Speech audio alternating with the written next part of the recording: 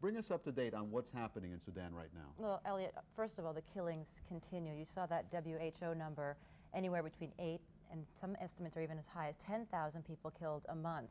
And just last week, the Janjaweed entered a refugee camp, not in Chad, which was what we saw in the video, but in Darfur, and slaughtered over 20 people. And these are predominantly women and children that inhabit these refugee camps. So number one, the killings continue, and number two, there isn't enough security to protect the refugees that are in these camps. So that's part of the reason why the international community needs to respond, to stop the genocide and to protect these people, and also the aid workers that are there. I mean, we have Doctors Without Borders in some of these camps, Red Cross officials from the International Red Cross in these camps. They're not protected either. Is this violence that's being sanctioned by the government of Sudan? Yes, it is. The government of Sudan armed the Janjaweed to go after the civilian population because the rebels that are fighting the government, they come from the civilian population. And speaking of the rebels, to update you also on the latest in Sudan, the efforts by the African Union are being thwarted by the fact that there are two different rebel groups. One is called the Sudan Liberation Army, and the other one is called the Justice and Equality Movement, and they're not unified.